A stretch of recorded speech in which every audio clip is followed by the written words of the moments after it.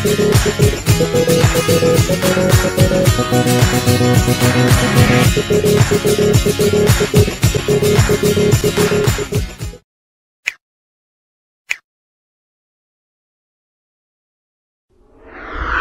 masuk Forum Koordinasi Nasional Percepatan Pembentukan Daerah Otonomi Baru, Panitia Percepatan Provinsi Tapanuli ajak Bupati, DPRD dan warga Tapanuli duduk satu meja wujudkan protap. Desakan untuk mencabut moratorium pembentukan daerah otonomi baru, atau DOB, kian menguat di Indonesia. Sebuah babak baru dimulai, saat Forum Koordinasi Nasional Percepatan Pembentukan Daerah Otonomi Baru, disingkat Forkonas PPDOB, secara resmi melantik pengurus periode 2025 hingga 2029. Pelantikan yang berlangsung di ruang Komisi 4 DPR RI pada Selasa, tanggal 10 Juni tahun 2025, ini menjadi sorotan, terutama dengan masuknya sosok-sosok penting dari Panitia Percepatan Provinsi Tapanuli, atau PPPT, ke dalam struktur nasional Forkonas. Ketua Umum DPP PPPT, Dr. JS Simatupang, kini resmi menjabat sebagai Ketua 6 Koordinator Konsolidasi dan Advokasi Forkonas. Ketua 6 Wakil Koordinator Bidang Konsolidasi dan Advokasi, Dr. JS Simatupang SHMA.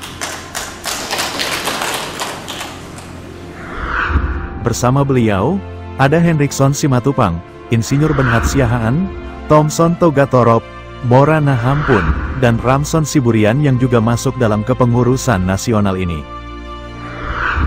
Dengan pelantikan ini, Forkonas PPDOB kini menjadi satu-satunya kanal resmi dan terverifikasi untuk mengawal aspirasi pembentukan DOB di seluruh Indonesia. Sebuah langkah strategis bagi Tapanuli, yang telah merindukan pemekaran provinsi selama lebih dari 30 tahun. Dr. JS Simatupang menegaskan urgensi pemerataan ekonomi sebagai alasan mendasar pemekaran Tapanuli. Ia berharap moratorium dibuka, atau paling tidak diberikan diskresi untuk pemekaran secara parsial. Terima kasih hari ini pelantikan pengurus langkah Forkonas Indonesia 2025 sampai 2029 yang dilaksanakan oleh Ketua Umum bersama Ketua Dewan Pembina ya, Pak Bimro. Ya, kita hadir seluruh Indonesia. Untuk pemekaran di Provinsi Tapanuli sendiri, urgensinya seperti apa sih Pak? Mungkin urgensi ini sangat urgent. Faktor ekonomian rakyat yang sangat hebat. Ini sudah lebih 30 tahun dinantikan oleh masyarakat Tapanuli.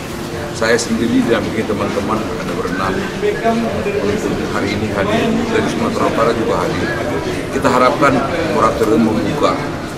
Tadi ada kesimpulan dari bapak-bapak para pemimpin negara ini diberikan diskresi atau kesempatan untuk pemekaran cabut moratorium secara parsial.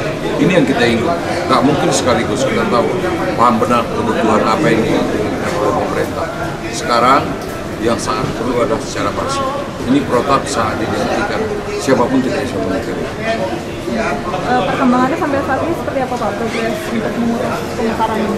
Kita yakinkan dalam waktu dekat kita melaksanakan mekanisme lagi menggait, membangunkan keinginan dari masyarakat dan mengundang semua stakeholder, baik bupati, wakil, dan ketua DPR.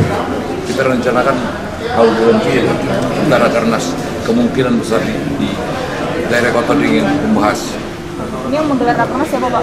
Secara ini teman-teman semua. Ini peserta, ini pelaksana rakernas. Berarti protap. Untuk protap. Tadi kita sudah sepakat. Saya sempat bicara empat mata tadi sebentar dengan Pak Tumi untuk menjadi pembicara. Semoga waktu beliau ada dan beliau bersedia. Harapannya Pak untuk pemekaran Provinsi Tapanuli seperti apa? Segera diberikan diskusi, walaupun uji percobaan.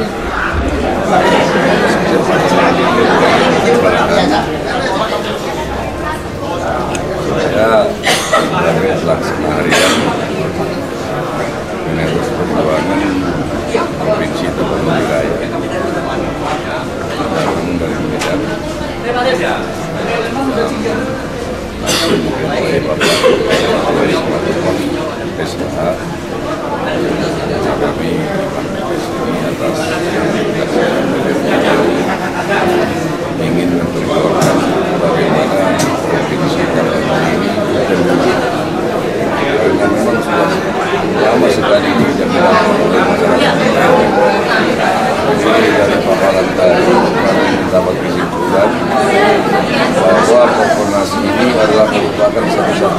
jembatan antara pemerintah dengan DPR, makanya dibentuk Forkonas.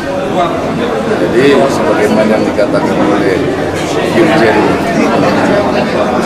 dari Departemen Mewakili Menteri Dalam Negeri bahwa ini adalah legal berdasarkan undang-undang, berdasarkan konstitusi. Jadi inilah dasar kami nanti,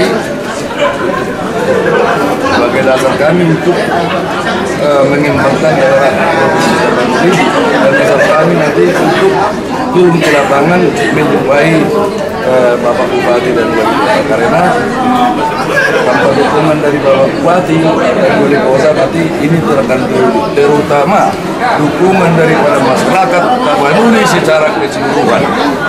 Jadi dengan ini kami ada simbol yang kami dapatkan dari kita sama-sama bahwa Tapanuli Utara akan menjadi provinsi dan pemekaran harga mati, Forkonas harga diri, moratorium cabut.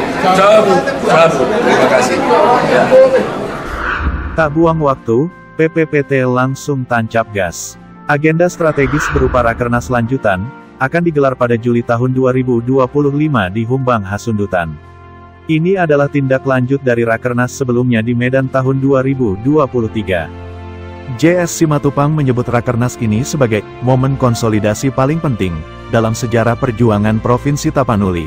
Ia menegaskan, tidak boleh ada lagi pemekaran yang tidak terdaftar di Forkonas PPDOB. PPPT berencana mengundang seluruh pemangku kepentingan Tapanuli, mulai dari Bupati, Wakil Bupati, Ketua DPRD Kabupaten, Kota, Ketua-ketua partai politik tingkat daerah, hingga tokoh masyarakat dan tokoh senior Tapanuli. Tokoh senior Chandra Panggabean juga akan diundang sebagai narasumber. Bahkan, Wakil Ketua Balek DPR RI, Ahmad Doli Kurnia Tanjung, menyatakan kesediaannya hadir. Sementara itu, Sekretaris Jenderal PPPT, Insinyur Benhat Siahaan, mendukung pencabutan moratorium secara parsial, bukan menyeluruh, mengingat keterbatasan fiskal negara. Ia juga menyoroti perlunya meninjau kembali Destrada, atau desain besar penataan daerah, yang telah menjadi acuan kebijakan pemekaran sejak tahun 2014. Ketua Umum Forkonas PPDOB, Syaiful Huda, juga mendesak pemerintah segera membuka moratorium.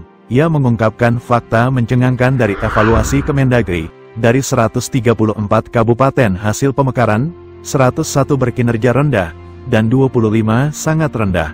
Hanya 7% yang berkinerja sedang atau lebih baik. Jangan jadikan data ini sebagai stigma bahwa semua DOB akan gagal. Itu namanya menyandera proses pemekaran secara politis, tegas Huda. Forkonas meminta evaluasi objektif dan solusi konkret, seperti kemungkinan merger DOB yang berkinerja buruk, serta pembukaan kembali peluang bagi calon DOB yang telah siap secara administratif dan publik. Kedepan, Forkonas juga akan menyusun registrasi nasional calon daerah otonomi baru, dengan tim pakar independen untuk menilai kesiapan setiap usulan. Dengan langkah-langkah strategis ini, masa depan pemekaran daerah otonom baru, termasuk Provinsi Tapanuli, akan memasuki fase krusial. Akankah moratorium segera dicabut? Kita tunggu bersama perkembangannya.